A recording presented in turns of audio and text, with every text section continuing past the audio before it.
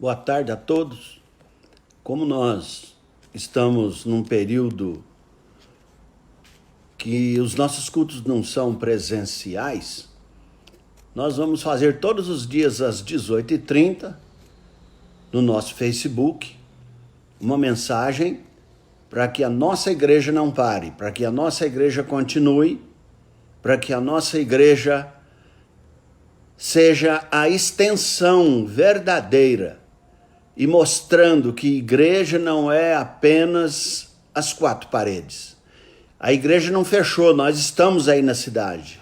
Ainda que todos estejam em reclusão, todos estejam quietos em casa, parados, fazendo o que pode ser feito, mas nós estamos. E nós queremos estudar a Bíblia para que essa Bíblia nos alimente. E vamos fazer de segunda-feira até sábado. E é uma coisa interessante que nós vamos fazer, porque todos os dias às 18h30 nós vamos ser breves, não vamos nos delongar, e vai ser uma bênção para as nossas vidas. E como eu anunciei, nós vamos trabalhar nesta semana sobre a história de José. Uma história que todos já conhecemos, mas nós vamos trazer coisas novas, coisas que possam nos ajudar num momento como este. Então, nós já rogamos a Deus, já oramos a Deus e pedimos a Deus que Ele venha e nos abençoe e nos ensine e nos mostre coisas maravilhosas nesses ensinos. Eu gostaria de estudar sobre a história de José e não podemos deixar de falar que nós sabemos de Adão e Eva, aí veio Noé, a história de Noé, a Torre de Babel. Preste atenção que nós estamos buscando a linha lá atrás. Depois da Torre de Babel, Abrão saiu de Ur dos Caldeus. Tá vendo? Abrão saiu da Babilônia, Ur dos Caldeus. Abrão, Deus o chamou de lá e falou assim: Abrão, eu quero você. Larga sua família, larga sua terra, larga sua parentela, passa a mão nas suas mulheres e nas crianças e vamos embora. É assim que Deus falou para ele. Então Abrão teve uma promessa, Deus prometeu para ele ir para Canaã.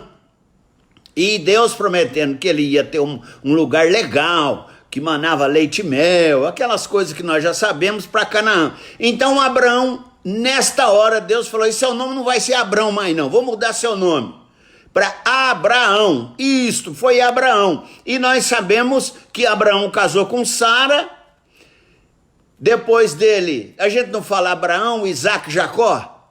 Então Isaac, filho de Abraão, Jacó, filho de Isaac, neto de Abraão. Então nós estamos falando que Abraão casou com Sara e Isaac casou com Rebeca. E Isaac era exatamente o pai do Esaú e Jacó, aqueles dois gêmeos que nasceram e já no ventre eles já começaram a brigar. E uma coisa interessante, que Jacó também, Deus mudou o nome dele, falou: você não vai chamar Jacó mais não, você vai chamar Israel. Então agora nós já saímos lá do Éden, passamos por Noé e chegamos agora na vida de Jacó. E Jacó que teve dois filhos, Jacó e Israel. Jacó que teve uma história linda, uma história maravilhosa.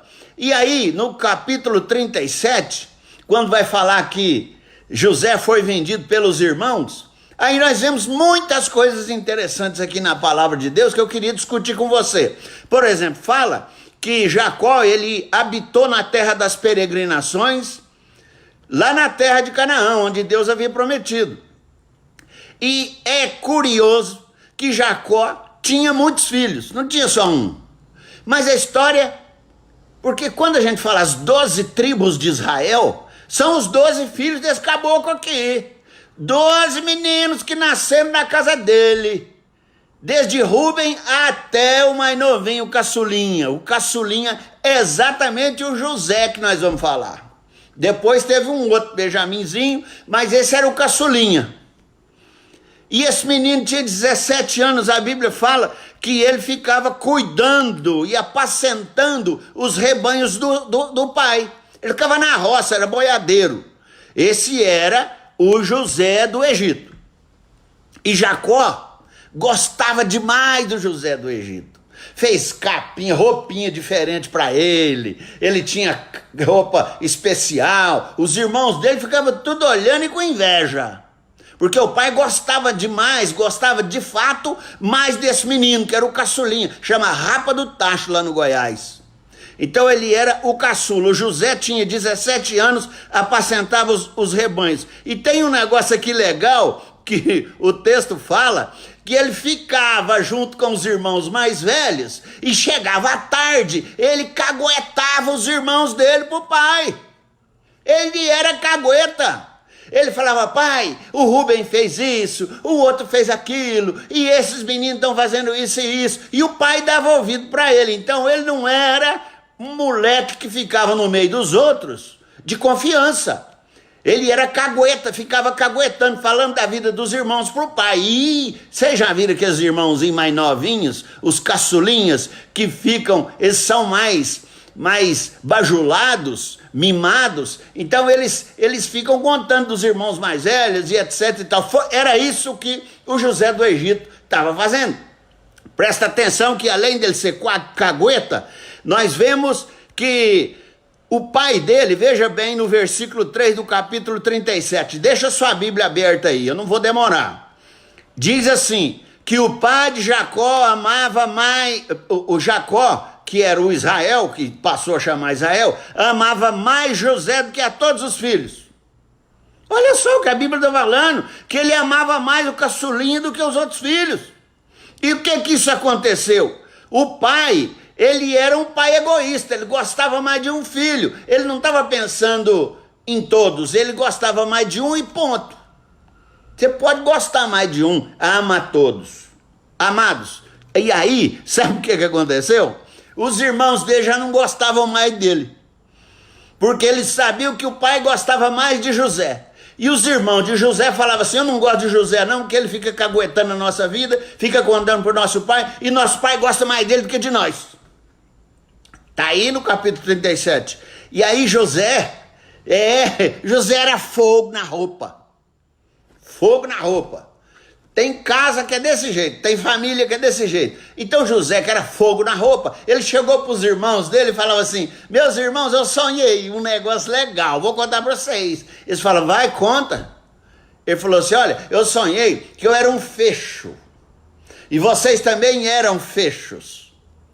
E que o meu fecho ficou em pé, e os outros de vocês todos se encurvaram perante mim. Os irmãos falaram assim, ele está querendo dizer que ele vai ser nosso chefe, que nós vamos curvar nossas vidas para ele. É verdade. E isso aí nós já olhamos como a situação estava. O José era provocativo também. E ele não parou só com os irmãos, não. Sabe o que mais que ele fez? O José, ele pegou e falou assim para o pai, para a mãe e para os irmãos. Eu sonhei de novo. Eu falei, o que você sonhou agora, menino? Eu sonhei que tinha muita coisa, fala assim, ó, eu sonhei que o sol e a lua e 11 estrelas se inclinavam perante mim. Olha só, ele sonhou outra vez isso. Então era o pai, a mãe e os irmãos, todos se inclinando perante ele. Aí o pai já não estava achando bom mais, os irmãos já não estavam, aquelas provocações de José, ele ficava provocando os irmãos. E aqui nós olhamos que no versículo 10 fala assim, acaso viremos eu e sua mãe e teus irmãos a inclinar-nos perante ti? É isso que eles falaram agora para o menino caçula. Meus irmãos, quando a gente começa a olhar o texto no versículo 11 do capítulo 37, fala que seus irmãos tinham ciúmes. Eles tinham ciúmes dele. Ciúmes, meus irmãos, isso mata. Ciúmes é uma das coisas mais tristes que tem. Quando a gente tem ciúmes, aí a gente peca mesmo.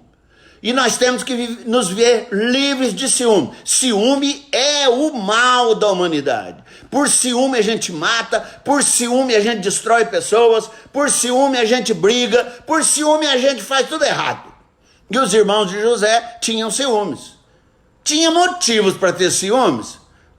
Se não me quer... Amém. Aí não era somente os ciúmes.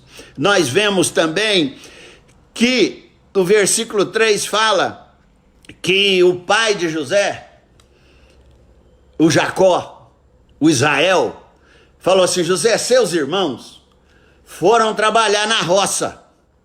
Foi plantar milho, mandioca, foi colher abóbora, foi mexer com boi. Seus irmãos foram todos para a roça. Só ficou você aqui. Então, vai lá pro pai, vê o que eles estão fazendo, vê se vocês estão fazendo tudo certinho. Vai lá pro pai, você vai ver se vocês estão fazendo tudo certinho. Aí José falou assim: eis-me aqui, papai, eu vou para caguetar de novo os irmãos. Olha o que o pai estava fazendo entre os filhos. Os pais têm que tomar cuidado para os filhos não viverem essa guerra incentivados e motivados pelos próprios pais. E aí continua o texto dizendo, quando ele falou, eis-me aqui, aí disse o pai, vai agora então e veja. Olha só o que você verifica. A fiscalização do pai utilizando um filho para fiscalizar os outros. Pai, confia na educação que você deu para os seus filhos. Pai, confia nos seus filhos. Para de fiscalizá-los. Para de ficar observando essas ideias todas. Nós precisamos confiar em Deus, confiar na nossa educação. Aí vem o texto exatamente, que José foi fiscalizar, e quando ele estava fiscalizando, ele achou os irmãos, e quando os irmãos viram ele vindo lá com aquela roupinha especial que o pai dele tinha dado para ele, quando os irmãos viram aquilo, os irmãos começaram a falar antes do moleque chegar. Lá, o protegido do meu pai está vindo. E ele está vindo com as vestes talares. O protegido do meu pai está vindo fiscalizar a gente. O protegido do meu pai está chegando. Vamos matar esse moleque? Vamos fazer isso terminar? E aí eles armaram uma conspiração contra ele. Diz o verso 18, de longe, antes que chegassem, conspiraram contra ele para o matar. Os irmãos, imagina, os irmãos se reunindo para matar o mais novo. Olha, isso é família. E se você não sabe de quem Jesus é descendente? De Abraão, de Isaac e Jacó. Tá vendo? O que a graça de Deus faz? Que se for esperar mérito, nós não vamos para o céu nunca. Abraão, Isaac e Jacó. Jesus é descendente dessa turma. E nós estamos falando exatamente do Jacó, que é o Israel. Nós não temos o Israel de Deus, as 12 tribos de Jacó. É exatamente aqui, para quem não sabia. E aí, não para por aí não. Nós olhamos que eles pegaram o irmãozinho mais novo e botaram no cárcere privado. Isso é crime mesmo. Pegaram o moleque e botaram ele dentro de uma cisterna. Falaram, vamos deixar esse menino aí que nós vamos matá-lo e vamos depois mandar as roupas dele para o nosso pai entender que foi um animal do campo, e aquele sangue que a gente vai matar o animal do campo, a gente lambuza a roupa dele de sangue e fala para o nosso pai aí, os animais do campo quase comeram o nosso irmãozinho, mataram o nosso irmãozinho. Olha o que estão engendrando, uma família, irmãos contra irmãos. Eles estavam então, prenderam o moleque, e eles engendraram o mal. Se você olhar aqui como eles engendraram o mal, eles falaram assim, nós vamos jogá-lo na cisterna e diremos para o meu pai que foram os animais do campo que o mataram. Isso é engendrar mal, isso é criar na mente exatamente aquilo que o diabo gosta. Eu mato e minto. Eu minto e continuo fazendo. E para aí, não é só que não. Nós vamos olhar que o irmão mais velho, o tal de Rubem, sabe o que ele fez? Ele falou, não, meus irmãos, não vão matar ele não, vão só jogar na cisterna. Porque aí depois a gente dá um castigo nele e pronto. Porque o Rubem estava pensando, depois eu venho aqui, tiro o moleque da cisterna, mando ele voltar para casa, eu livro ele e não fico entristecido com meus irmãos também. Mas enquanto o Rubem foi dar uma passeada, eis que o texto diz que depois deles terem jogado na cisterna, o texto chega a dizer que eles, primeira coisa que eles fizeram aqui, nós olhamos, é assim, no verso 33, mas logo que chegou José a seus irmãos, despiram-no da túnica, a túnica talar de mangas compridas que trazia. O pai não tinha dado aquela roupinha especial, eles já tiraram a roupa dele, deixaram o moleque pelado. Primeira coisa que eles fizeram. Já tiraram a roupa, deixaram ele pelado, jogaram na cisterna sem roupa. Porque eles queriam usar a roupa para rasgar, para sujar de sangue de algum animal e devolver para o pai. Olha só que capacidade de fazer besteira. Que capacidade de fazer coisa errada.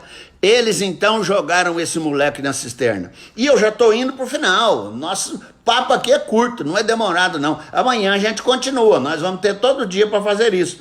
E aí quando vocês observam, nós encontramos algumas coisas aqui interessantes. No versículo, veja só, no versículo 25 fala, ora, sentando-se para comer pão. Sabe o que eles fizeram? Eles jogaram o irmãozinho no buraco, pelado, com frio, ou com calor, sei lá como é que era aquilo lá, e foram comer. Olha, a insensibilidade dos irmãos. Eles acabaram de cometer um crime, acabaram de conspirar. Os irmãos se reuniram e foram comer pão. O texto aqui diz no versículo 25, sentando-se para comer pão. Isso é ou não é insensibilidade? E aí tem um outro item que mostra que eles são aproveitadores, eles são oportunistas. Para mim eles são psicopatas, mas eles são oportunistas. Por que são oportunistas? Veja só no versículo 25. Quando eles estavam comendo pão, olharam e viram que uma caravana de ismaelitas vinha de Gileade. Eles viram aqueles ismaelitas e falaram assim, já sei, não precisa matar. Se matar, não vai ajudar nada. Vamos vender que a gente ganha uma grana em cima do moleque. É brincadeira? Tirar proveito de uma miséria dessa? A gente tem que ter sensibilidade em Deus, porque a gente é capaz de fazer isso. Se não for misericórdia de Deus, a gente é capaz de fazer isso. Veja bem, então eles, com essa oportunidade que eles viram de ganhar dinheiro, no verso 27 fala assim, vinde, vendamo-lo aos ismaelitas, não ponhamos sobre ele a mão, pois é nosso irmão e nossa carne. Sabe o que eu achei legal? Não vamos matar não, que ele é nosso irmão. A gente faz isso com alguns irmãos. Ele é nosso irmão, vamos só pedir para Deus dar um câncerzinho nele. Ele é nosso irmão, vamos pedir para Deus só dar um infartozinho nele. Ele é nosso irmão, não vamos matar não, vamos só vender. Olha só a insensibilidade.